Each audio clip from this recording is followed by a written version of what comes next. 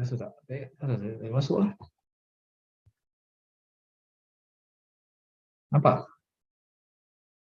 Nampak apa? Nampak muka, nampak suara tu? Tak, dekat saya skrin tak boleh tu. Skrin ni jadi pelik. Dia tak boleh enlarge.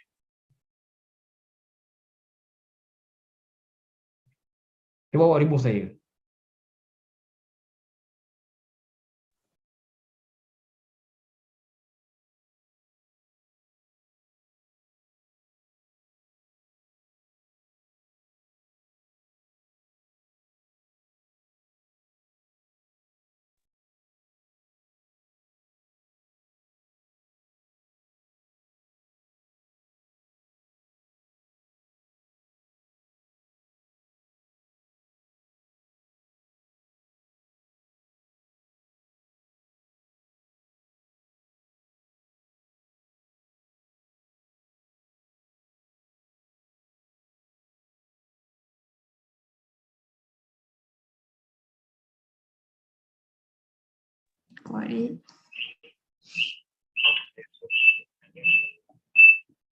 Dengar suara saya? Ya, terdengar, dokter.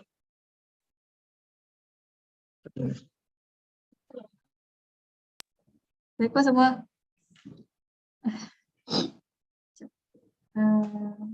Nampak tak muka saya? Nampak?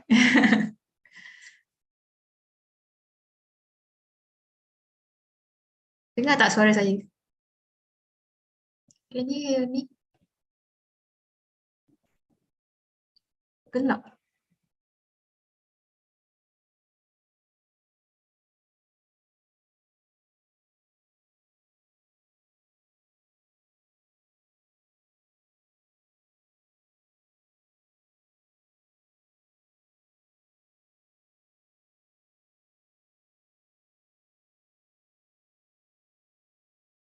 Kak Mas dengar Kak Mas?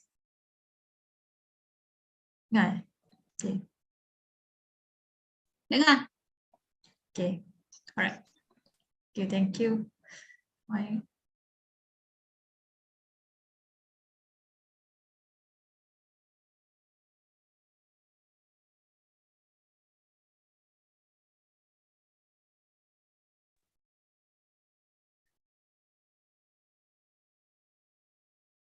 Assalamualaikum. Salam sejahtera. Dengar suara saya? Ya, terdengar, dokter.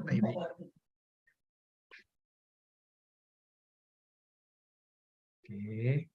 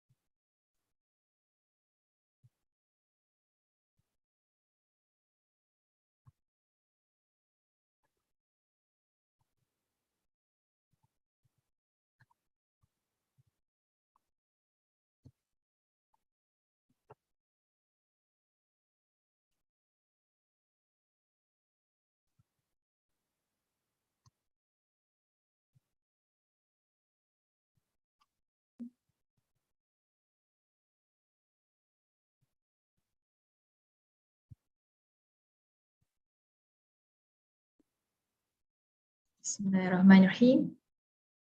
Right. Assalamualaikum warahmatullahi wabarakatuh, everyone. Okay, thank you for joining this session. Okay. All right. So, okay, actually this. Before I continue, my name is Jazura binti Ahmad Ruslan. Okay, I will become a moderator for this sharing session. That is one of the event of the research collaboration between Institute Teknologi Sumatera Indonesia and University Technical Malaysia Melaka, UTEM. So, without wasting our time, before we go to the main topic of this sharing session, so I would like to invite the head or the dean of production Industrial Technology Department, ITERA, Dr. Hadi Teguh Yudhistira, to give his welcome speech. You are invited, Dr. Hadi. Thank you, Sis MC, moderator, for the opportunity. The Honorable Dr. Fairul Azhar bin Abdul Sukor, as Dean of the Faculty of Electrical Engineering, and the Honorable all attendants in our seminar this afternoon. Today is quite. This is the great the great event for us as the kick off our collaboration activity. Hopefully, these activities can to generate another activity to fulfill our collaboration mobility. This is the first time, and we have planned we can to do this seminar annual, maybe every monthly we can do together this collaboration seminar, and also we can to fulfill another activity, especially like students mobility and research grant collaboration, and hopefully this seminar can help clear as well as our hope, and a lot of the attendants can do get attention to get all the material in this afternoon. Maybe this is my welcome speech in this afternoon. Thank you very much for attendance for the all the people come to join this seminar. Thank you. Good afternoon. Assalamualaikum warahmatullahi wabarakatuh. Waalaikumsalam. Thank you very much, the Dean of Production Industrial Technology Department, ITERA. Okay, thank you for the welcome speech. Now, I would like to invite our Deputy Dean Academic FKE UTEM, IR, Dr. Fairul Azhar bin Abdul Sukor, to give his welcome speech to this seminar. Please, Dr. Fairul. All right, thank you, Dr. Azura. Bismillahirrahmanirrahim. Assalamualaikum warahmatullahi wabarakatuh. And very good morning to Honorable Dr. Hadi Teguh Yudhistira, so Dean of Production and Industrial Technology Department, ITERA. Dr. Maaz Fariza binti Azri, Coordinator for Internationalization and Mobility Committee of FKE. To our two distinguished speakers and all participants for today's event. A warm welcome to all participants that present here, respected speaker, professor, lecturers, and as well as students. First of all, I would like to welcome all participants again to this program. So I hope that you will gain new knowledge and get a lot of beneficial from these two very nice talk this afternoon. To the both speakers, so thank you for accepting the invitation for giving the talks today. So I hope that this program somehow could become a stage for both of you to introduce your expertise and as well as extend your international linkages. And last but not least, okay, so I would like to congratulate the organizer for conducting this fruitful event. So I hope that this event could strengthen further the collaboration between these two universities, which is our university, University Technical Malaysia Melaka UTEM, and as well as Institute Technology Sumatra ITERA. And on behalf of Faculty of Electrical Engineering UTEM, we are really do hope that a lot of other programs and activities could be organized on the both sides, especially for beneficial for our student, academic staff, and as well as for our institution. So that's all for me today. All right, so thank you very much. So get back to you, Dr. Azra. Itu yang kita lain. Thank you, Dr. Fairul. All right, so now before we go to the main topic, I would like to introduce our first speaker. Okay, he has received a Bachelor Engineering degree from the University Technology Mara, Shah Alam, Malaysia in 2000, and then he received a Master Science degree from the University of Newcastle upon Tyne, UK in 2003, and last PhD, he received a PhD degree from the University of Sheffield, UK in 2011 in all electrical engineering field. So now he is an academician in the Faculty of Electrical Engineering, UTEM, Malaysia. He also becomes an active researcher in the Electric Machine Design Group, EMD, as well as Power Electronics and Drive Research Group, PED. That is both are established under the same faculty. Now, his research interests include the design, control, and analysis of electric machines. So, without wasting our time, I would like to invite the Associate Professor of UTEM, TS Dr. Muhammad Luman bin Muhammad Jamil, to present his sharing, which is electric machines, past and present. You are invited. Professor. Thank you very much. Assalamualaikum warahmatullahi wabarakatuh. Bismillahirrahmanirrahim. My name is Muhammad Jamil.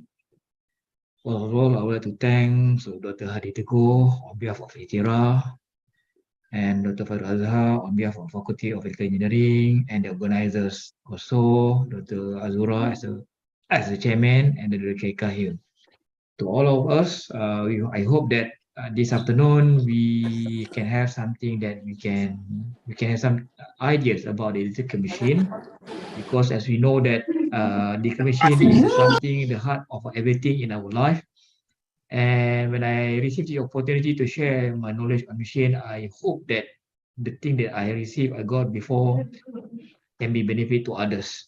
So the training program between the industrial linkage, the training research program between ITERA and FK and UTEM will be an instrument for us so that we can show and we can share and we can measure how long we can go and how far we can work together, inshallah, in the future. So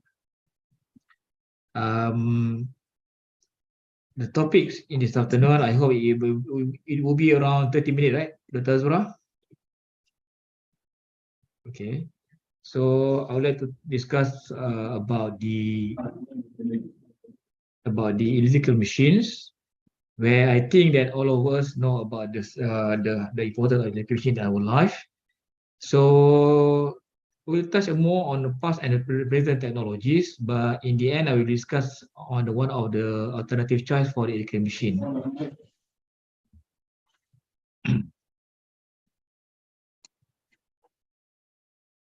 Okay, we talk about the topologies now and then, or past and present. In the beginnings, we have three conventional machines, which is DC machine, synchronous machine, and induction machine.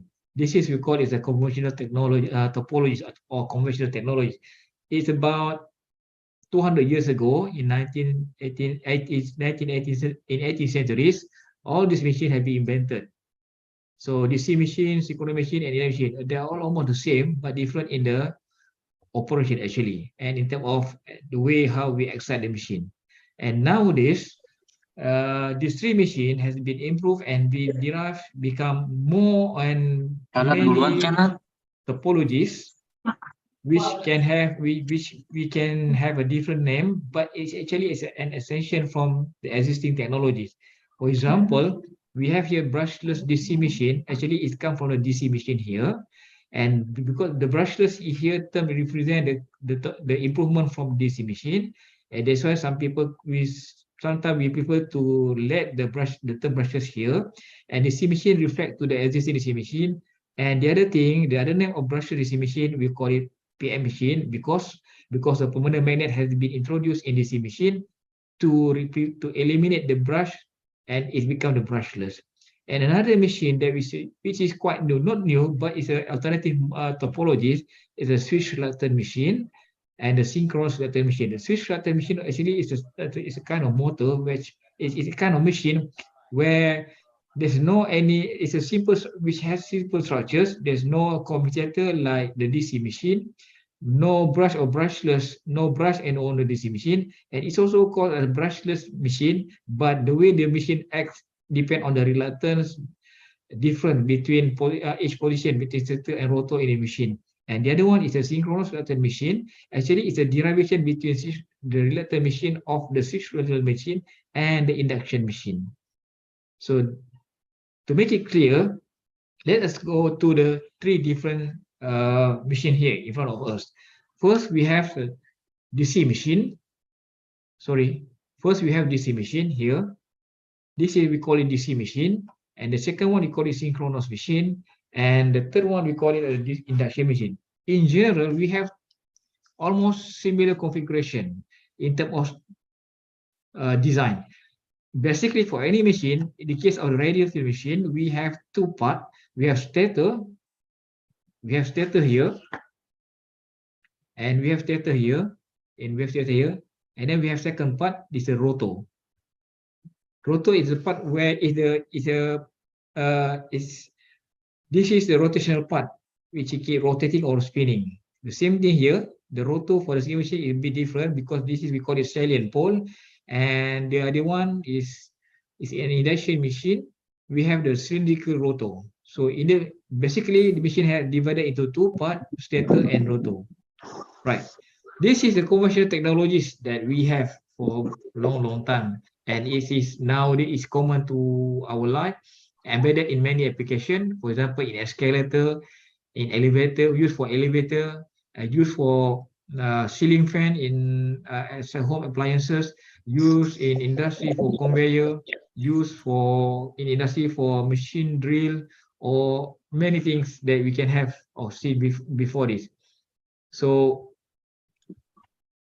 it's good for us to know how the electric machine evolved, and from the 18th centuries. So you can see from this figure, this electric machine is divided into two types. It's either DC or AC machine. For the case of DC machine, the energy flow inside the machine or the current excited inside the machine is more or less is a DC current, and the DC current the DC current manipulated and drive by the brush so that it can have a constant rotation. And for the case of the DC machine, we have three different topologies. It's a conventional topologies. It's a series excited, a shunt excited, or separately excited. So the second type of machine is also, we have AC machine. The conventional AC machine divided into two. The first is synchronous machine, and the second one is a synchronous machine, or another name is a induction machine. So day to day, years to years, many scientists, many engineers working on how to improve the machine performance and try to come up with many topologies and try to derive from the existing technologies or existing topologies. And in the end, we have another group of machine, which is called permanent magnet machine, derived from the DC machine, where we implement the brushless concept. And we have another machine which is a switch reluctant machine, where also actually is a mix between the DC machine and the induction machine. because we have no brush, it is brushless, and also it's a simple structure on the rotor, which is no winding, no magnet. And the other one is a synchronous reactor machine, also is derivation for a synchronous machine and the 6-reactor machine. Actually, this is the general idea how the machine evolved. So, in my case, I will try to share with you the one of the alternative machine being used in nowadays, which is permanent magnet machine. So I try to come up with a comparison in terms of advantage and disadvantage of conventional and alternative machine. So from this table, I try to tabulate the data between brush motor and brushless DC. Brush motor, brushless DC motor, and induction motor. Bear in mind, when we talk about machine, the machine can be a motor or generator. Since in many applications in our life, machine act as a motor so that it can drive many load, can drive any mechanical load. Whereas as a generator, we can see the machine in a power plant, for example, which provide us the electrical energy day and night. So we back to this table. For the conventional motor, which is brush DC motor, we have, actually this is the advantage of, sorry for this mistake here, it's supposed to be the advantage of this advantage here. For the case of brush DC motor, the advantage is good controllability. Because why? Because we have two different source, field and armature winding, and field and armature are excited by different source sometimes, and maybe in the same source, but we can easily control the machine because of the DC current itself. The energy is DC. For that reason, we have a linear torque. When we increase current, we increase the torque. And at the same time, since the machine run in DC form of energy, we have a low torque ripple. And while the disadvantage is because the machine is too big to drive a small load, and for that reason, we need regular maintenance, including the maintenance to ensure that the brush for the motor is there. And some application requires high capability. For the case of DC conventional DC machine, the design is a little bit primitive. For that reason, it's difficult to carry, or when the heavy burden is there. For the case of brushless DC machine, we have two types: brushless DC motor or brushless AC motor. Actually, it's the same construction, but the way how we excite the current, we define it as DC or AC. But it's the same motor actually. That's why in this space, I try to conclude both machines have the same advantages here. In terms of high power density, many literature review claim this machine has high power density and high torque to inertia ratio, and of course it has good heat dissipation system, and on top of that, high efficiency, high torque to the rotor volume, and high pull-out torques. In terms of drawbacks, because of magnet being used in this motor, a bit expensive, and at the same time, the torque ripple is quite high. When the torque ripple is quite high, the machine can induce vibration and so on. And another thing is because the magnet is expensive, and for that reason, it's difficult to control the motor performance. For the reason, field mechanism may exist. Whereas for the induction motor, which is a kind of in a conventional motor, so it's favorable in our life, in the industry especially, have excellent dynamic operation, but must be with proper control. And it's good for high-speed operation, but difficult to control, which is in the end we require specific controller to control the flux inside the machine. And the best thing is the motor is a simple, categorized in simple construction type and robust or durable. And the drawback, as I told you, complex control. For the case of induction motor, difficult to control at high speed. It's good for high speed operation, but difficult to stop and run at instantaneous. That's why we need a complex control system.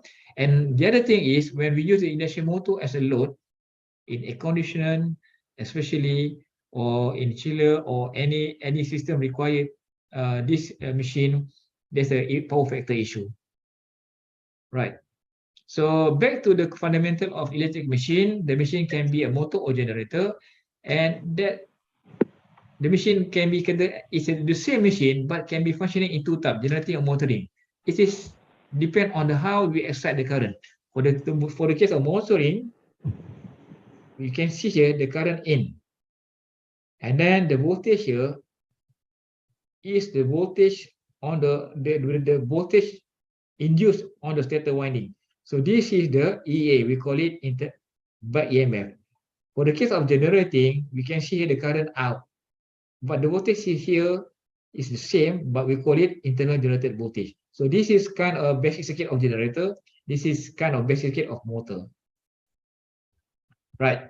The application of electric machine, especially for the nowadays for the permanent magnet motor or brushless motor. One thing is about wind turbine. Maybe in our countries, in Asian region, wind is not the issue. I mean, the wind speed is different to the European country. The wind speed is different. For European countries, wind turbine is very popular. They can harvest the energy and convert into electrical energy. So the electric machine used in this wind turbine, for the case of this wind turbine, here this is the motor here, and then it convert into electrical energy and go to transmission line before distributed to the consumers. So this is the generating mode. For the case of wind turbine, it's a generating mode. But the other thing is, nowadays we talk about, okay, on top of that, we should have an electrical motor actually, but I can't see, there's a mistake here. We should have another electrical vehicle here, but let's go to next discussion on the design of the electrical machine. So if you look at here, we should have, as I told you, the machine can have stator and rotor as the main part. So for the case of stator, it's made of lamination. Actually, it's come into pieces and stacked together, become like this solid cylinder.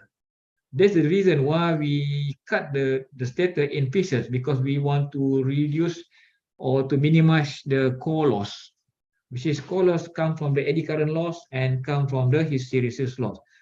For the case of stator, the main material of the machine, we have to consider magnetic saturation, coercivity, permeability, iron loss, magnetic restriction, debris form, and market visibility.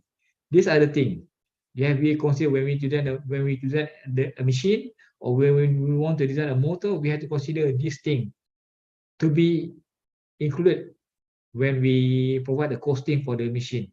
So for the case of stator, this is a table. But for the case of rotor, when we talk about permanent magnet motor, we have the same stator, but the rotor is a magnet, equipped with a magnet. So we have to look back into the magnet capability and magnet capacity. We have to make sure in terms of high remanence, high coercivity, the magnet should have linear characteristic, which is good permeability, good conductivity, and avoid the demagnetization, because the magnet easily can be degraded because magnet have different properties. And on top of that, the magnet should be good in terms of at different temperature, still applicable for high temperature. This is very important for the case of aerospace application. And the other thing, for nowadays, we talk about electrical vehicle. The magnet is, I mean, there's a market on magnet, but it is quite expensive. For that reason, the EV price is a bit expensive because the magnet used for the rotor. Okay. We talk about stator. Normally, stator is made of, we call it soft magnetic material. This is the general figure of the stator. So the stator figure, the characteristic is defined by the BH curve here, theoretically. And the stator defined as a soft magnetic material is normally come from silicon ion or cobalt ion or nickel ion. Normally, the stator dominated by the silicon ion. And the flux density is around 1.7 to 1.8 here.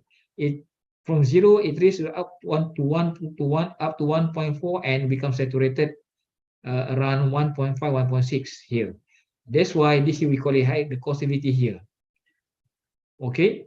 The other type of material now, we call it soft magnetic composite. The soft magnetic composite is a different particle, different material being invented so that it can overcome the weakness on the soft magnetic material, but a bit expensive now, but have low probability. But the important is that soft magnetic composite has high electrical resistivity.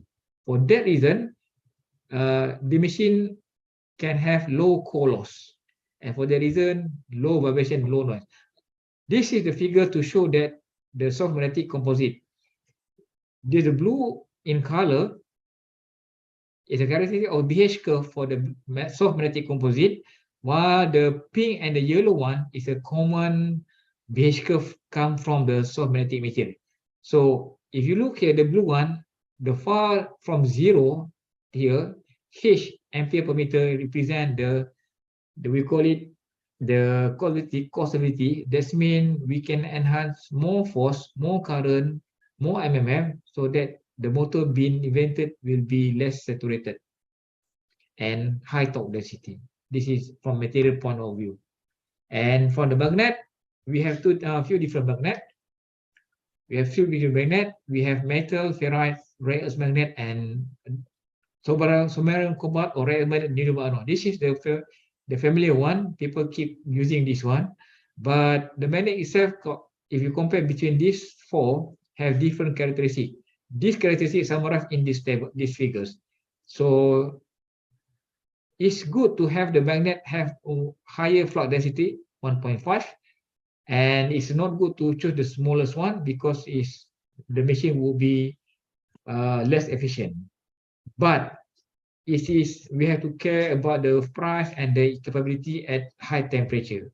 So the second figure represents how we analyze the magnet, because this is the magnet characteristic, but the dashed line represent how when we implement the current, we excite the current, the load line, the dashed line keep moving to the left. For the reason, the magnet property from A will degrade to B. From around 1 Tesla, the magnet will be degraded around to 0.4. The effect of current which can demagnetize the magnet. This is the weakness of the permanent magnet motor anyway. So permanent motor can be divided into two topology in terms of flux operation. The flux either in radial form or the flux in axial form. So in radial form, commonly used for the motor can be used in many applications. For the axial field machine, the flux flow in axial form is normally in small equipment or apparatus. Normally the axial field machine used for in video player, in the computer, and for any small equipment. For the case of radial machine, we can use for elevator, conveyor, or drill machine, or any application which deal with a heavy burden. So we concentrate on the basic permanent magnet machine, which on the radial field topologies. We have status, the blue in color, and we have the magnet. So this is the one that I made in my lab. So we have 1, 2, 3, 4, 5, 6, 8, 9, 90. Actually, it's represent the 9 slots here. And the magnets here, I didn't show, I haven't shown yet, but the magnet is about 8 pole or 10 pole, because the red and blue represent the north and south pole. So this is basic of the stator. And then, so when we design the motor or machine, we have to consider about the rule how to design. It's not on the try and error. So actually from this figure, I would like to summarize. When we design a motor, we have to concern about the torque performance. From the torque performance, we can have a power performance, because to the mechanical equation, P equal to torque times omega. So the torque of the machine is derived from these figures. In the end, we can summarize the torques depend on the diameter of the rotor, and then L of the rotor, and also B and Q. For your information, B is the magnetic field that we set, and Q come from how we design the motor so that we can have a high current or low current. So Q is a electric loading come from this equation, 2N over pi d, and B come from magnetic flux density from the magnet, which is here. So B come from 1.2 or 1.0 or 0.75 or what else. All right. So when we sizing the motor, we have to consider about few things where the torques that we want for the motor depend on the volume. That's why some people, some engineers, the way they design the motor, they use this term T over V equal to 2BQ. For this reason, they can set how big the B, how big the Q, so that they can have good ratio of torque on the rotor volume. So, and the other thing, in order to have good torque performance or good machine performance, the torque is independent of the pole number, but the speed that exists for the designated motor will affect the power, because we have this equation P equal to torque times omega. If you want to have constant power, we have to compromise between torque and speed. If we have low speed, we can have high torque, the power is there. But if you have high speed, you should have a low speed, the constant power is there. It depends. Sometimes we want to have high torque application, sometimes we want the high speed application. So in general, I want to summarize that from the dynamic equation, torque equal to J times theta, is J is the inertia of the rotor, and theta is the acceleration. Where we try to expand the relation, the acceleration of any motor, any machine, directly inversely proportional to the 1 over d squared. I mean, the smaller the machine, the better the acceleration, and the bigger the diameter, we can have issue on the rotor movement.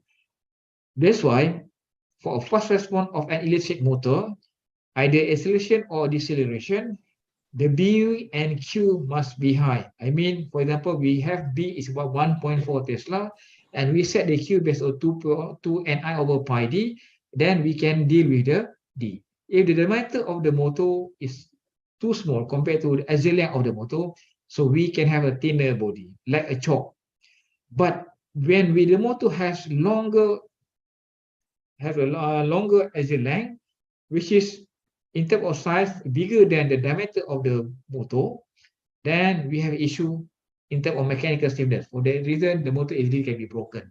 Like the rotor is twisted. Okay, next. So these are the things, the summary they can see here is in terms of diameter of the machine. When we have design, we must have a rule of thumb. The ratio between inner diameter and outside diameter is about, for the case of brush DC motor is 0.5. For the case of brush DC motor is 0.7. For the case of induction motor is 0.6, and the same thing for the switch relator motor, or named as SRM. In terms of length, so there's no big issue, but the ratio is okay. There's no big issue compared to the diameter of the machine. The rotor is okay. So it's between 0.5 and 0.7 between the original length of the stator body and the length including the winding effects, right? So again, when we will control the motor from this equation that I showed you before, torque equal to pi over 2 d squared lbq, and P equal to pi over 2 d squared lbq omega r. So we can see here B and Q is very important. B and Q is very important. That's why I try to come up with two different things to discuss about the influence of B and the influence of Q. So in general, B should be high when the motor is small, so that we can have high torque. But if B is too high, it can cause a high copper loss. Okay, and for the reason, when B is too high and BH loop could be bigger and result hysteresis loop, for the reason result hysteresis loss, which contribute to the core loss. And at the same time, eddy current get amplified because the multiple of the frequency increment, and the core loss also increase. For that reason, we must carefully choose the best permanent magnet material for the application that we want to go. And the second thing, when the influence of Q, so if Q is high, the motor have good performance in terms of torque, but because of torque is high, this is due to current, and the higher current will result high temperature, And for that reason, the current could result magnet in demagnetization stage. And for that reason, we have another system to cool the motor. And for the reason we must have specific cooling system to remove the heat from the permanent magnet motor. So this is example. Basics permanent magnet motor. This is the basic circuit, and this is the stator, and this is the rotor inside. So this is the basic circuit of permanent magnet motor, and this is the by EMF. This is defined as the RMS or the RMS of by EMF is EA sub 2 pi kp kd flux and phase frequency. This is the formula to represent the by EMF, and by using the ANSYS software or finite element software, we can predict the voltage, the by EMF here, which is in the form of square wave, a bit more trapezoidal, and we can see how the current flow inside the machine, assuming the current is trapezoidal.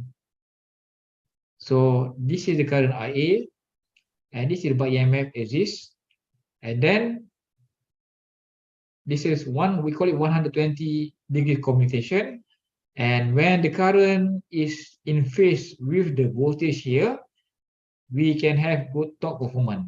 But before that, we have to carefully look into how we arrange the machine so that we have 3 phase winding: red, yellow, and blue.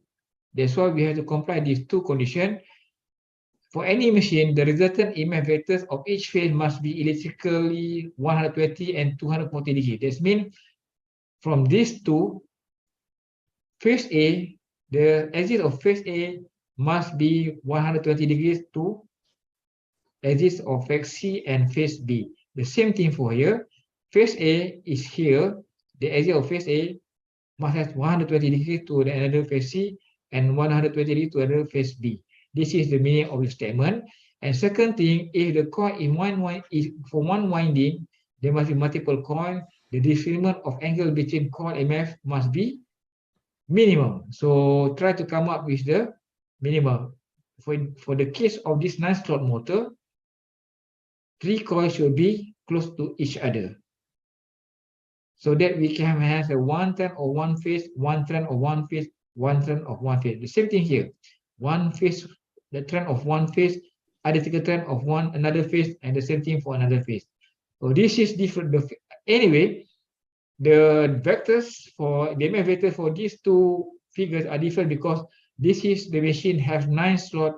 This is the machine has 12 slots. Where is the 9 slot? Where is 12 slot? We look at this stator. We have 1, 2, 3, 4, 5, 6, 7, 8, 9. We have 9 teeth, and between teeth we have slot. So that's why we call it 9 slot. Whereas for 12 slot machine, we have 1, 2, 3, 4, 5, 6, 7, 8, 9, 10, 11, 12. We have 12 teeth, and between all teeth we have 1 slot. So automatically for 12 teeth we have 12 slot, and for 9 teeth we have 9 slot. Because of that, the MMF vectors for each phase is different for a valent 3-phase system. Anyway, in terms of practice, we have similar design. Just a copper winding here, and just a copper winding here. In terms on the stator. In here, I didn't put the rotor, but here I just put the rotor to show you a complete design. Right. So back to the measurement. For any motor, we accept the current trapezoidal, and we can have the by EMF here. And in the end, we can measure the torque. This is the torque profile of the one of permanent magnet motor. For the case of 12 slot and 9/8, they are designed to have a similar torque performance. So we must make sure that we have current excited in the motor in phase with the input EMF. When it happens, then we can have good shape of torque. There's a 6 cycle here just to present the 120 commutation. It's due to the effect of the switching from the inverter circuit. So, but of course, for any machine, the motor run, we have good torque, we have good power performance. But for the case, some machine may experience unbalanced, unwanted, or experience parasitic effect. We call it, one of them is unbalanced magnetic force. So for the case of even slot number, again, so for the case of 9 slot, we call it odd slot number. For the case of 12 slot, we call even slot number. So for 9 slot machine, you can see here. Sebenarnya TP ni, TA ni aku license. So aku boleh For buat the case dia. of 9 slot machine, Sebenarnya tak ulang tahun. Sebenarnya aku nak satu report. the rate phase are asymmetric compared to the 12 slot machine. The rate phase are fully 180 distributed. The yellow phase is asymmetry compared to the 12 slot machine, where the yellow phase divided into direction 2 part, which is symmetric. So 9 slot machine or odd slot machine, we may extract unbalanced magnetic force. That's why in my discussion here, I just show you the 9 slot machine, because 9 slot machine, the effect of the asymmetric phase winding, phase A, phase B, and phase C, they are symmetric, and they extract the unbalanced force. From the finite element software, we can measure the unbalanced force against current, and we see that when we increase the current higher and higher, the unbalanced force getting bigger and bigger. So for the case of different pole number, the unbalanced force is here, but the trend is keep increasing. So for the case of 9 slot machine, or we call it a symmetric machine, where the slot number is odd, it may excite vibration mode. So this vibration mode, we call it vibration of order 1, and the motor will vibrate a little bit. So this here we call it, we don't want this effect, and that's why for the case of 9 slot machine, it is an unbalanced magnetic force. So you look at 9 slot machine, this is the vibration mode. The motor keep going up and down because the flux, the flux here align with the flux direction here, and flux in, and the motor, the original section, try to move up and down or left and right. But for the case of 12 slot machine, since the phase winding are fully distributed and symmetrically distributed for each coil, and sometimes the direction of magnetic field cancel the measurement of from other direction, and the direction of magnetic field here cancel the direction of magnetic this direction, and it should like cancellation happen, and we call it the vibration mode at order 2. There is still vibration, but doesn't have any unbalanced magnetic force. For the case of 12 slot machine, the unbalanced force is always 0. But for the case of 9 slot machine, the unbalanced force keep increasing, depend on the effect of pole number. Right. So as a conclusion, what we can have here, permanent magnet machines is a kind of alternative motor for high power, high torque application.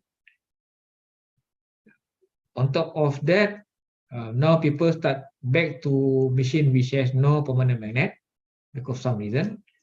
And from our discussion here, simple construction of permanent magnet motor make the carbon brush motor start not favorable.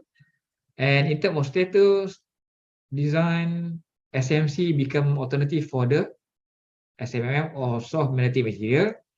And the application of magnetic material or rare earth magnet is very important, and it result design and performance evaluation in terms of cost, in terms of advantage, in terms of benefit in many sectors. And in terms of design, it's good to consider between slot number is even or odd. So that means we have to choose. It is good to choose slot number is even because no unbalanced force. And if we have the unbalanced force, that means the vibration cannot be ignored, and also noise will be embedded inside the machine.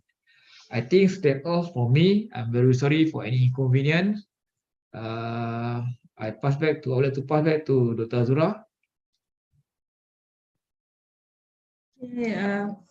Right, thank you, Associate Professor Dr. Muhammad Luqman. Alright, so I will open to the audience. If there is any questions to our speaker, so you may do so. Is there any question from the rest?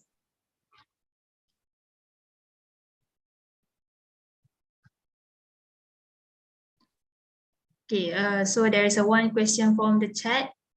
In the future, what is the roadmap for electric machines?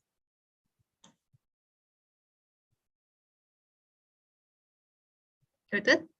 Sorry. There's a one question from the chat. In the future, what is the roadmap for electric machines? For the permanent magnet. No, just only general for electric machines. Electric machine, right? machines, Yeah. yeah. Okay. If you have a chance to go back into the online resources, especially in ITERA-UTeM or many established journal, in terms of the electrical machine nowadays, many people focus on two things. First, on renewable energy. Second, on the electrical vehicle transportation, right? So on electrical, first on the renewable energy, permanent magnet still applicable and favorable for the generating of electrical energy, because the use of magnet can simplify the generator system and can transport the energy after that to the consumer. But in terms of electrical vehicle direction, the magnet, the magnet itself is costly and it's been monopolized. Not many countries have the magnet. For that reason, the EV cost getting high because of the magnet itself. So there's some people in many countries. I'm sure if you have some reading, many engineers from many countries, especially from modern countries, from developed countries, they are working on the back to industrial machine or back to conventional machine, or they call it rare earth free magnet, or in other words, they are working on the machine which has no magnet. For them, it is better in terms of cost and have better sustainability. But it depends on the direction of the entity to use which topology they want to use. But I believe you can have more review nowadays. The technology being used for electric vehicle like Tesla, BMW, like Mercedes, some model they use the permanent magnet motor, some model they use the induction motor, and some model they start to implement with the different topology. In terms of radial, they use the axial topology. But I found that I noticed that they are working on, they try to come up with permanent with motor with no magnet. But anyway, the magnet itself has good produce benefit to others. I mean, significant to the electric motor, still significant to the electric motor application. In terms of electric vehicle, nowadays there's trend in the world. People now talking about the electric vehicle. But for the car manufacturer, they are working on the small motor, high performance, but low cost and low maintenance. So they're trying to eliminate the use of the permanent magnet. But some countries, permanent magnet motor is still very important and favorable. I think I am saying that's my answer for Dr. Azura. Okay, actually there is a one question, but it's very long. So can you see the meeting chat? It is Okay. specifically for the performance of the motor. Please This go to one? the meeting chat from the Page? Sabahan Kanata. Meeting chat in the Zoom. All right. Okay, there is a one question. It's very long one. Maybe it's more specific about the motor. It requires, okay. Please correct me if I'm wrong. There's a one question for the need for a centrifugal pump for a water distribution of 125 L/S with a head height of 120 meter. I calculated that the required shaft power from the induction motor was 244.27 kilowatt. The large electric power makes it difficult for me to find pumps on the market. Is a centrifugal pump really not suitable for this need? Okay, there is a question. Is a centrifugal pump really not suitable for this need? If the two pumps are parallel, does it affect the performance of the required heat and fluid capacity? Two questions. Okay, Dr. I'm sorry. I try to use the earphone now. Can you, Okay. yeah, can you again? Okay. Yeah. Okay, Doctor have a meeting chat. Can you see the meeting chat in the Zoom? Meeting chat. Okay. For the need. Yeah. Okay, the first question. Right. The second question. That- The first one you have already answered. Okay. But we go to the second question from the Sabahan Kanata Okay. about the centrifugal pump. Okay. So there is a two question over there.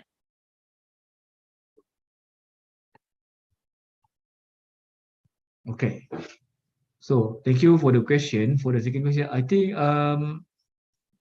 there's no issue on the centrifugal then there's no issue on the centrifugal farm. But in terms of we need to carefully choose the performance or the specification of the induction motor itself. So maybe we have to have a bigger watt so that it can deliver power. So the power delivered can allow the water distributed. This is the issue of for the case of for water distribution. So in terms of certificate, there is no issue on the case of induction motor. I believe this is this issue related to the power that you choose. But look at this value, maybe 244.27 kilowatt. It's about 200 kilowatt. Relatively big. It is relatively big. So the question to ask about if the parallel, if two pumps are parallel, this is not the big issue on the efficiency, but the way how we communicate with these two motors so that the motor can be cascaded or run in parallel. So this, my opinion is, it will affect the head and the fluid capacity. We have to come up with the calculation from mechanical point of view. We have to calculate the head flow, the CFD first, and then after that we can choose the right pump. I hope that I answered in this question because it's related. This issue related to CFD. So it's more on mechanical. So we have to calculate the pressure. We have to consider the flow, and then after that we back to the suitable motor which has right power so that it can result good flow of water. So for that reason, normally we have a table, or many manufacturers have the table or manual sheet. We can choose the right pump based on the CFD calculation. I hope I answered the question.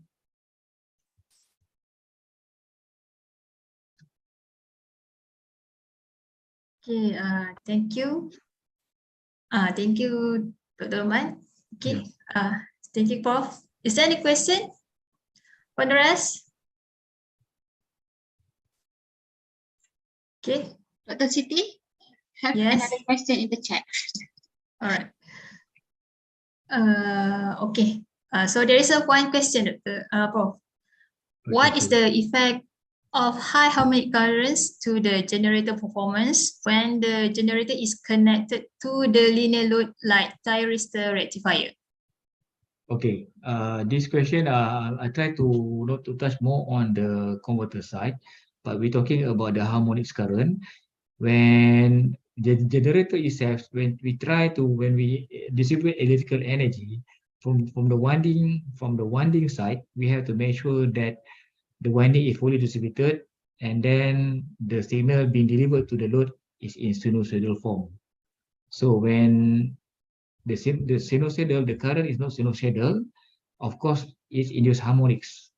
So when it is harmonic, it may affect the thyristor rectifier in terms of switching.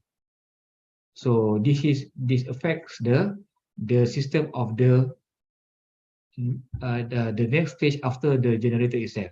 That's why from the generator itself, we have to carefully design the stator winding must be sinusoidally distributed so that the voltage being delivered, the current must be sinusoidal. For that reason, the pitch factor and the winding factor and the distributor must be close to 1. That's why when designing electrical generator, we must have good pitch factor so that we can reduce harmonic current. But if you cannot reduce harmonic current, and then it affects the thyristor rectifier, for example, the converter side. And when it affects the converter side, it automatically affects the end user. So they will also receive the harmonics itself. And in terms of application, the harmonics current can cause a vibration on the motor as a load, and it causes an degrade efficiency of the extended system.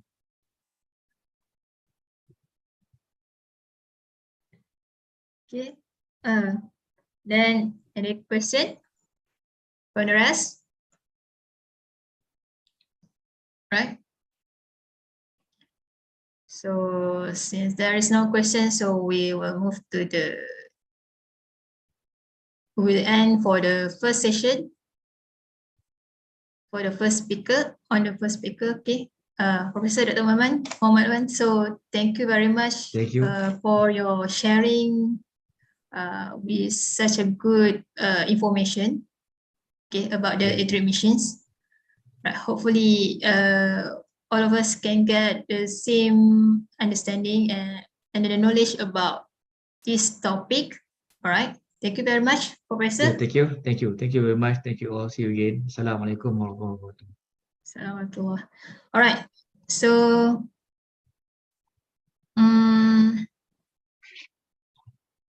okay, now we go for the next presenter. All right. Okay. Before we go to the next topic, I would like to introduce our next speaker. He has received a bachelor's degree in physics from Generale Sudirman. Okay, I'm sorry if I'm wrong pronounce this one. Generale Sudirman University in 2013. Then he received a master's degree in physics from Bandung Institute of Technology in 2015 and a doctorate in physics from Bandung Institute of Technology in 2017. Now he is a lecturer at the Faculty of Production Technology and Industry and also a researcher at an Advanced Materials Research Group. His current research interests are in advanced materials for energy conversion and storage photocatalysis. Okay. So without wasting our time, I would like to invite our second speaker, which is Assistant Professor of ITERA, Dr. Ika Nofani, right, to present his sharing, which is oxide semiconductors for UV detector and photocatalysis. So, Dr. Ika, are you ready there? Are you okay? So okay. You can Is my start. slide clear? Yes, it's clear. Okay. First of all, I would like thank to the organizer and moderator for the introduction. So the title of my talk today is about oxide semiconductors for UV detectors and photocatalysis. So I would like to show my presentation.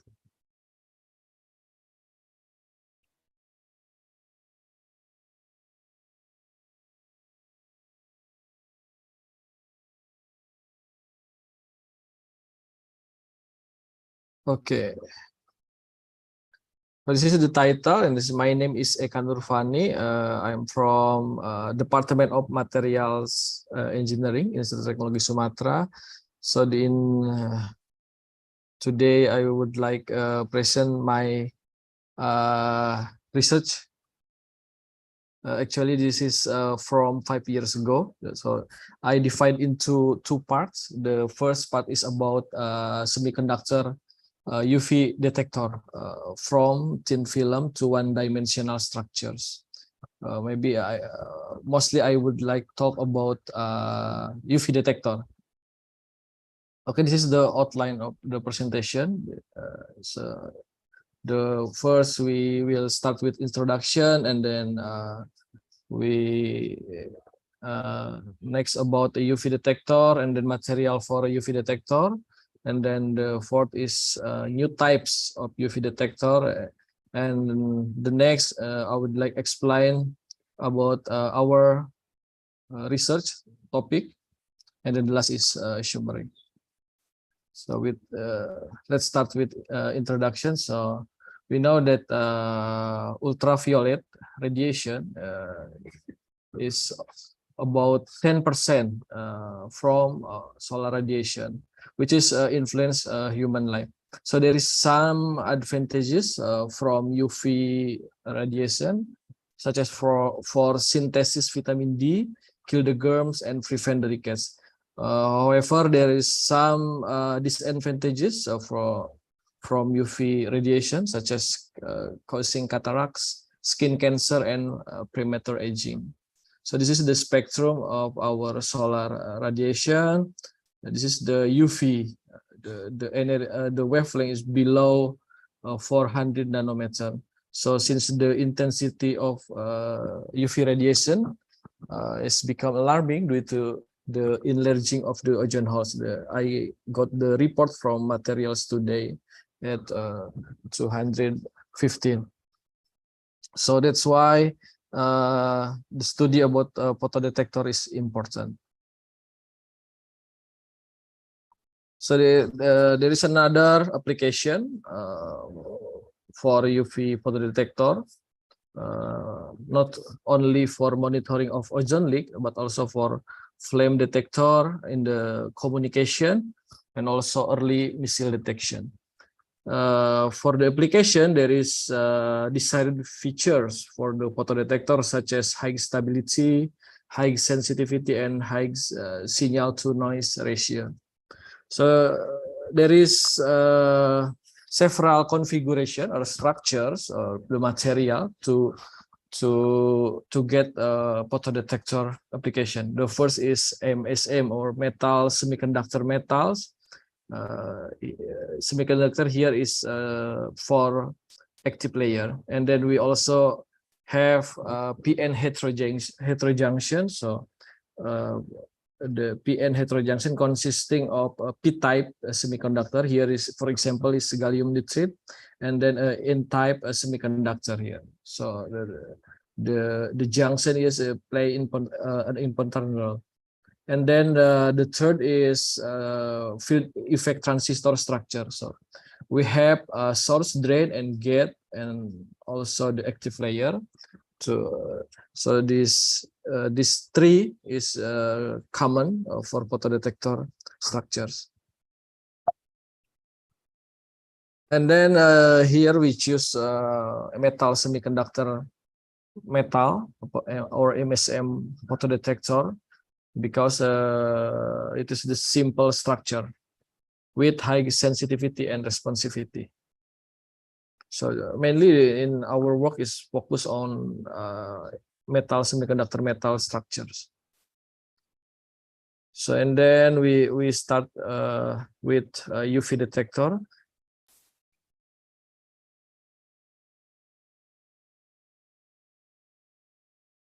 Here we can see that the UV detector can be divided into two categories. The first is a vacuum UV detector, and the second is a solid state UV detector. So for vacuum UV detector, there's the technology is based on photomultiplier tube. Then the technology is mature, but there is some weakness, which is a heavy weight and low efficiency, high power consumption. And for solid state detector, this is the common. The current development is very fantastic because there is based on semiconductor material. So we can divide into two categories. The first is photovoltaic detector, and the second is photoconductive detector. For photovoltaic, we have some device such as solar cell. Maybe you familiar with them, and then we can divide become Schottky barrier, and then metal semiconductor base, and then there is a PN junction and PIN junction also. There's many type of semiconductor based detector. Yeah, in today we focus on semiconductor based detection. And then before we explain about semiconductor based detector, we try to explain about ohmic contact and Schottky contact.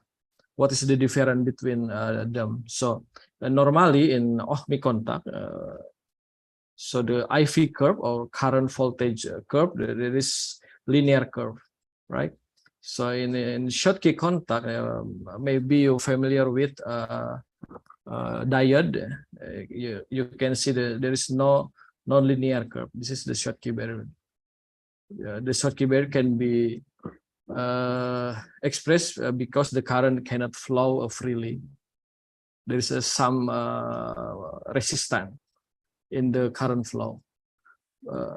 Okay, this is the several type of the UV detector. The first is photoconductor. For photoconductor, semiconductor material, and 2 ohmic contact is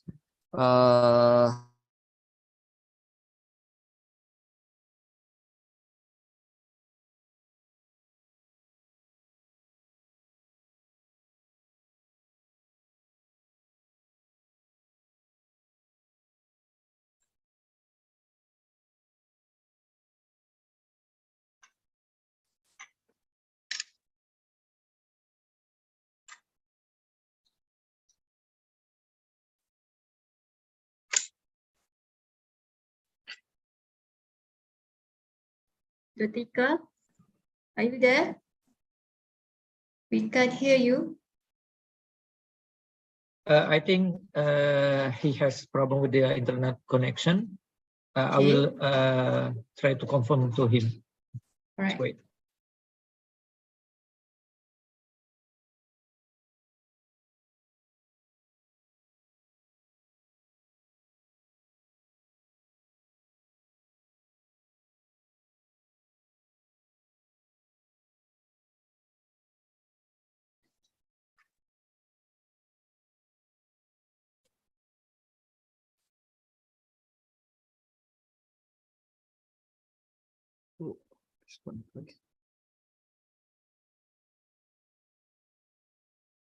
Okay, sorry, my internet was disconnected.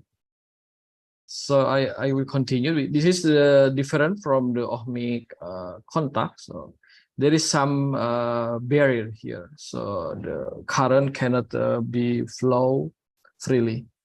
But there is some advantages from the Schottky type detector, which is they have high responsivity, high quantum efficiency, low dark current, and short response time. And also the last one is possible zero bias operation. So we can use the detector without external power. So we don't need a power consumption here. So this is the type of PN and PIN junction detector. So the difference is here, there is intrinsic semiconductor here in the structure.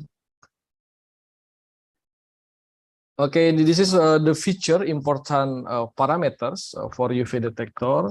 The first is cut-off wavelength. So this parameter is important for the high selectivity of the detector, and then quantum efficiency. This how the efficient conversion from the solar energy into the electric signal, and then the time response, how fast the detector detect the radiation.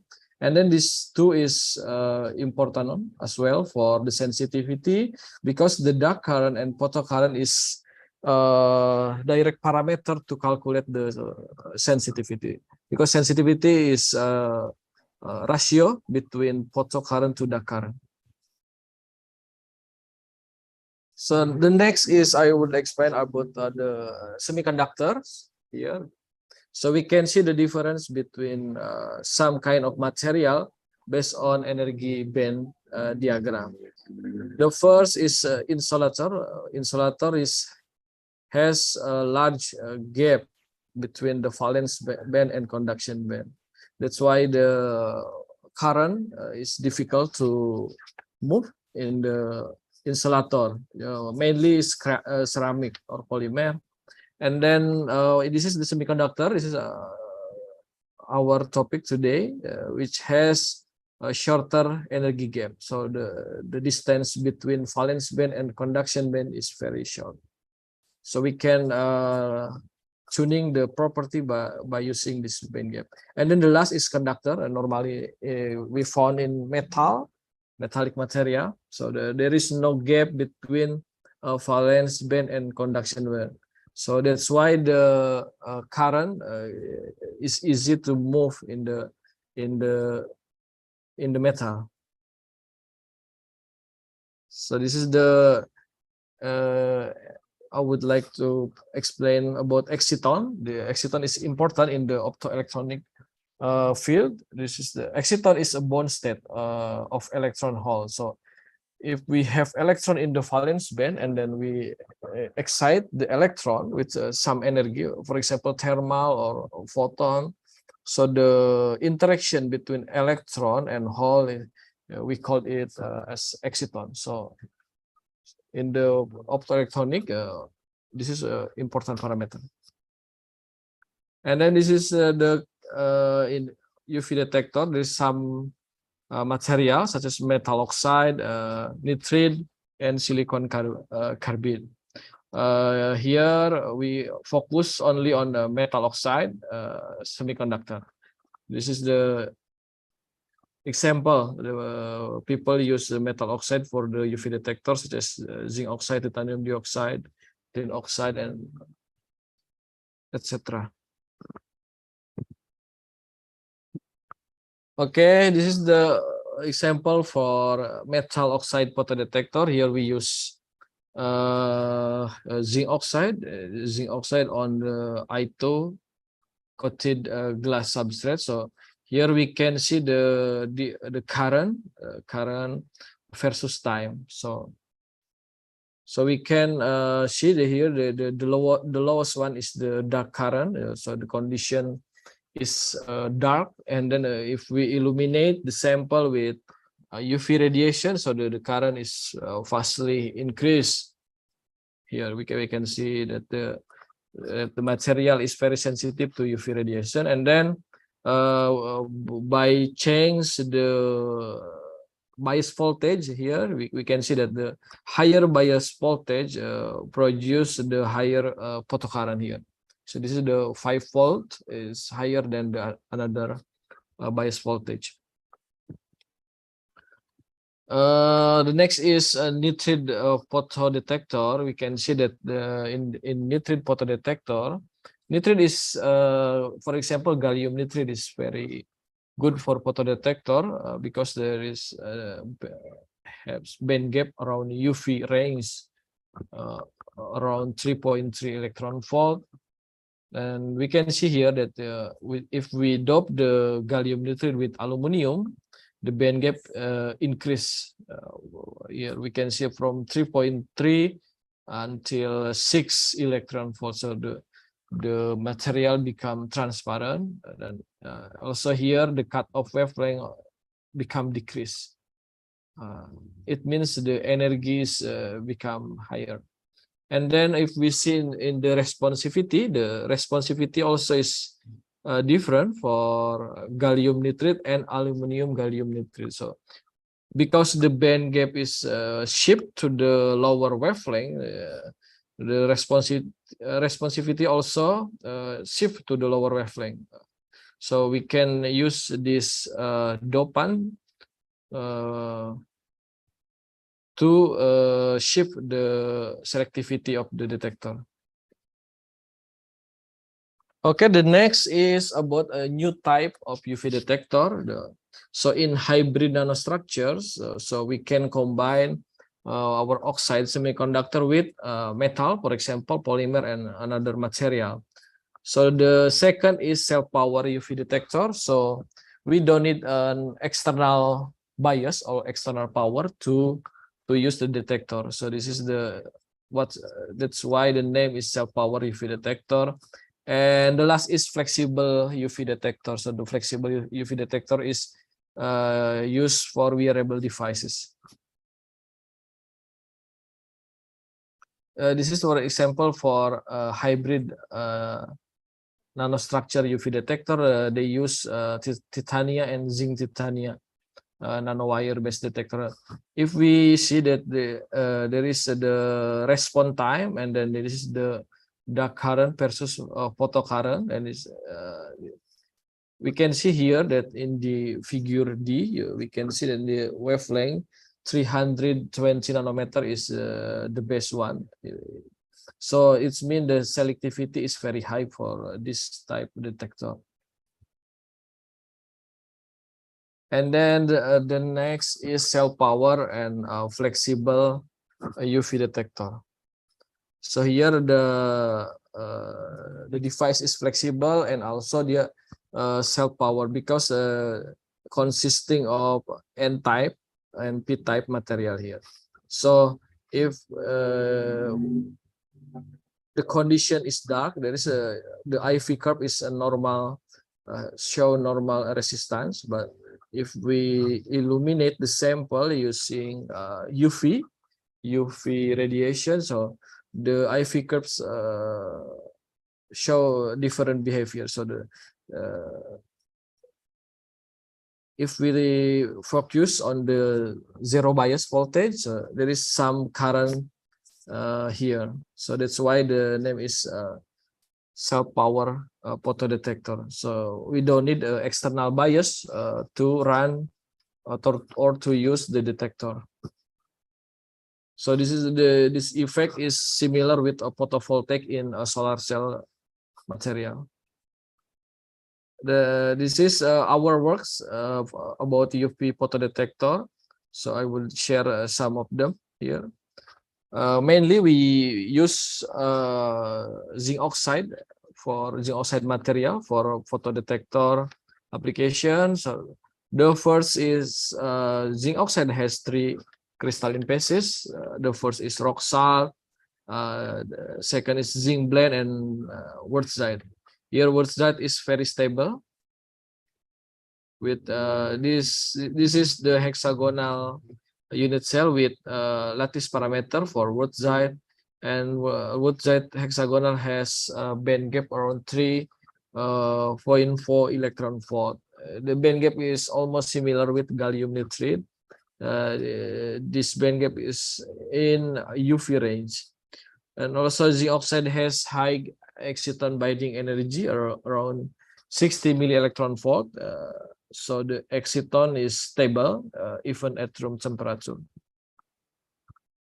So there is some application from zinc oxide, not only for UV detector, but also for gas and chemical sensor, for transparent thin film transistor, spintronics. So spintronics is still a big issue in the future.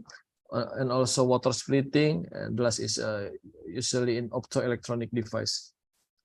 So zinc oxide also shows some emerging characteristic if we tune the point defect in the crystal system.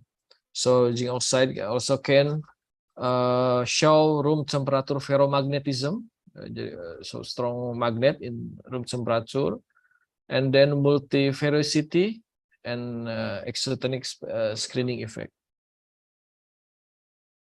So here the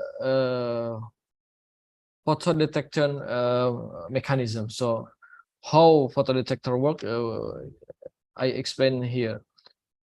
So in our case, in zinc oxide here is we fabricate zinc oxide on silicon wafer here. So this is the silver as electrode. So in the dark condition, this is oxygen around the sample is absorbed by the vacancy oxygen here.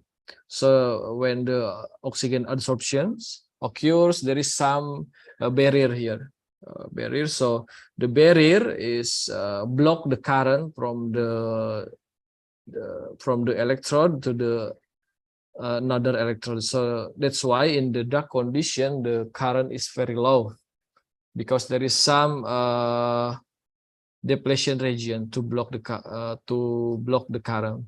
And then when we illuminate the sample, for example using UV radiation, so there is electron hole pair in the sample. If the energy is enough, so electron hole pair will be created, and then this here the holes will react with the oxygen anion, and then release the oxygen molecule. So in the like condition, the depletion region become narrow here. So the current will flow easily in the case of illumination condition. So that's why in the dark and the illumination there is some difference current value, because this oxygen adsorption and desorption. So we also try to improve our finding by using some dopant. We try to dope the zinc oxide with titanium dioxide to enhance the performance of the photodetector. We can see here nonlinear IV curve is found in our sample. There is some Schottky barrier found because silver and zinc oxide has different work function. So here we can see that the current suppression is higher for titanium doped zinc oxide, or the right figure. So that's why the titanium doped zinc oxide has higher Schottky barrier. So the current increase by increasing the intensity of incident light. So here we can see that for 0 watt is dark condition, while the 6 and 20 watt is the illumination condition. We use the halogen lamp to illuminate the sample, so we can see the difference current here. So that's the sample is sensitive to the photon. And then we can see here that why the titanium doped zinc oxide higher sensitivity, because there is different in the dark current, because the sensitivity is depend on the dark current. So we can see here the dark current for titanium doped zinc oxide is lower, so the sensitivity is higher. So we also check the barrier, because there is some barrier between semiconductor and metal. Here we can get the value here. For zinc oxide, the Schottky barrier height is around 0.52 electron volt, while in the TZO is higher. The barrier is higher. And then we also study why in our sample the response is the photodetector response is very fast, because normally we can see the rise time and decay time, but here is the response is very fast. So we investigate the sample using low temperature photoluminescence. So we can see that we argue that there is contribution from vacancy oxygen that promotes low exciton absorption.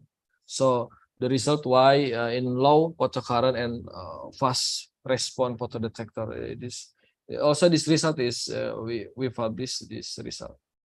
And then we also try to modify the structures. So we try to compare the thin film structure and nanorod structure. Here we can see that the for nanorods, the blue one has higher the photo to Dakar ratio or sensitivity.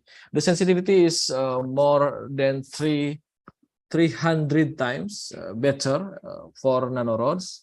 So we explain in the nanorod because there is some many oxygen vacancy in the surface. So the oxygen vacancy contribute to the low dark current. So the low dark current makes the sensitivity become higher. So that's why nanostructure is very famous and interesting to be studied, because there is some feature that cannot found in bulk or thin film or even thin film.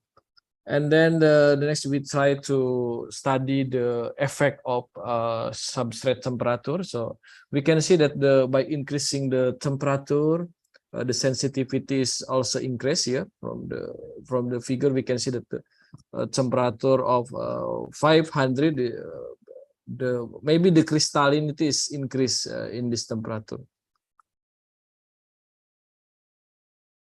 And then we also try another doping, not only titanium but also aluminum. There is some similar trend. We can increase the sensitivity, but only in several regions, not only in long region. And then we also try another dopant. We use iron. So iron also show the better sensitivity if we compare to the pure zinc oxide. Also copper, we try to use copper as the dopant. So we also have the better sensitivity for this sample. Okay, we also try to modify the nanostructure.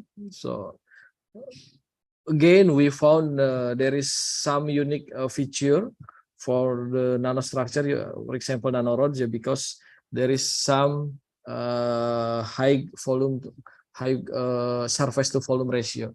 That makes why in the surface is very high vacancy oxygen density. That makes the current is very low at the dark condition. Okay, this is summary of our work. So UV detector with metal semiconductor metal structure have simple structure, easy process control, and high internal gain, and also fast response speed. So we have done with doping and nanostructure modification to increase the sensitivity of the detector. Okay, I think this is the last for UV detector. Okay, thank you. I think enough for my presentation. Okay, thank you, Dr. Ika. So we will open the question from the audience. Is there any question on the rest?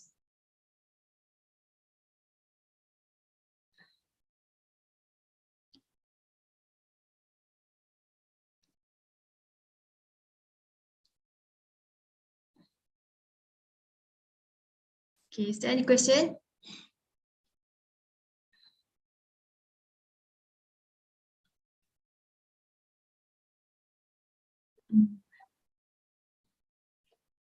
Right. So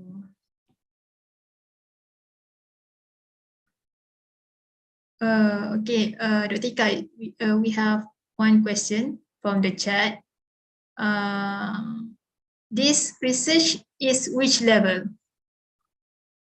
What kind of the level over here? Dr. Ika, this research is which level? Maybe still in the basic research and not applied one. because the result from our research is still a prototype.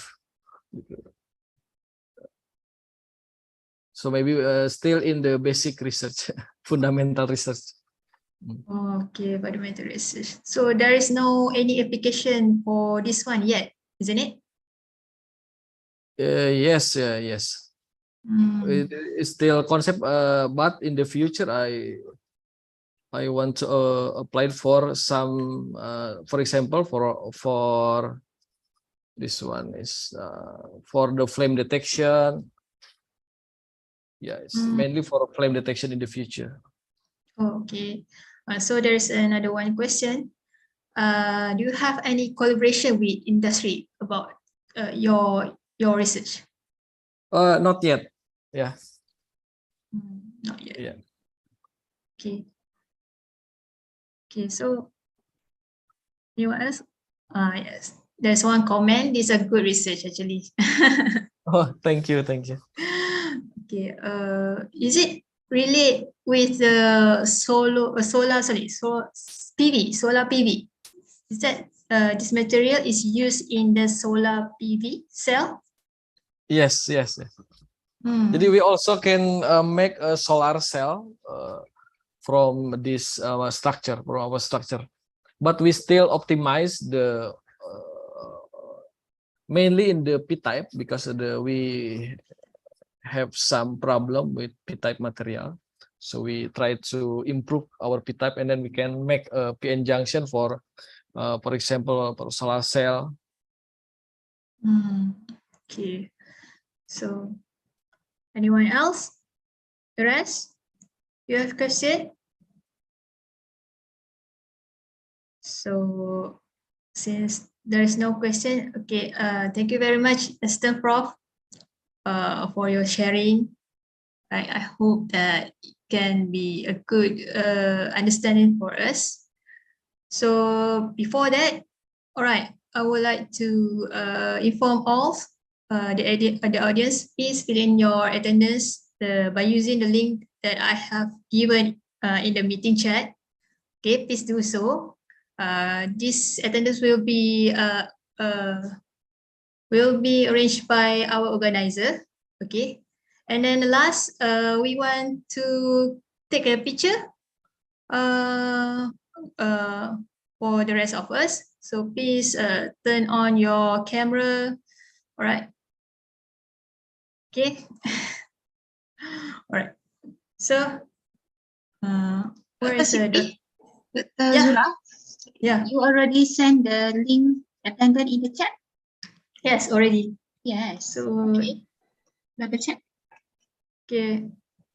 No. Why Already I put. see? You put. I think the link is still not appear in the chat. No. Really? There is no link. Oh yeah. Wait. Okay, I put in a meeting chat. Can you see? Wait, I try to help you.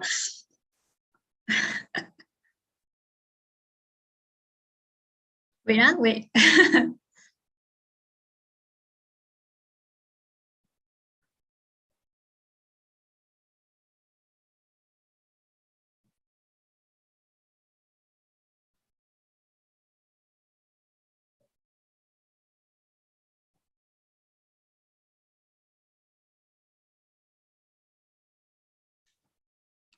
Is there anyone can open the link that I've given in the meeting chat? Is there any problem? Can you send again the link in the chat, on the chat, because I didn't get any message. Yeah, probably maybe there's two, and you can choose the everyone, not personal account. Oh, really? Dr. Mas, can you help us? I'm not sure. Hadi. Okay. Okay. Yeah. Dr. Hadi. Yeah, it's already. In the form is not in MS Team from the university, right? I need to open for the all, correct? You cannot be open the form, right? We can. Can we you can open? open You can the open link. the link. Yes, yes. So, Okay. okay. Thank you. Okay, please fill in the attendance.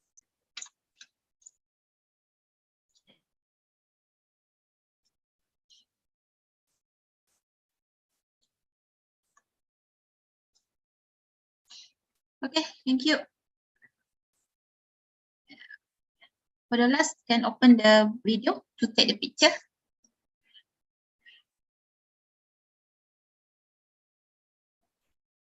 Open the video to take the picture, Dr. Adi. Can? Yes.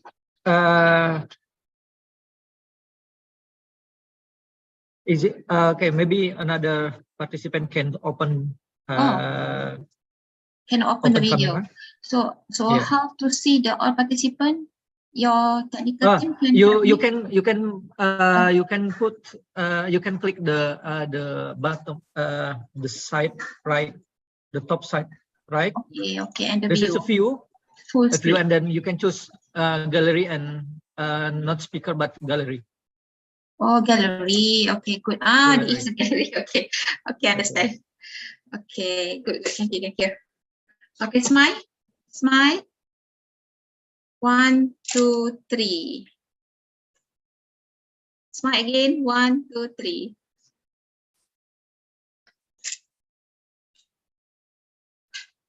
Okay. Thank you very much. Yeah. Thank you very much. Okay, thank you very much. All right. So thank you everyone for your attendance. So hopefully, thank you Associate Pro and Doctor and the rest. So hopefully we can see again in the next our collaboration after this. So I hope you enjoy and thank you very much. Assalamualaikum. Waalaikumsalam warahmatullahi wabarakatuh. Yeah. See you. See you.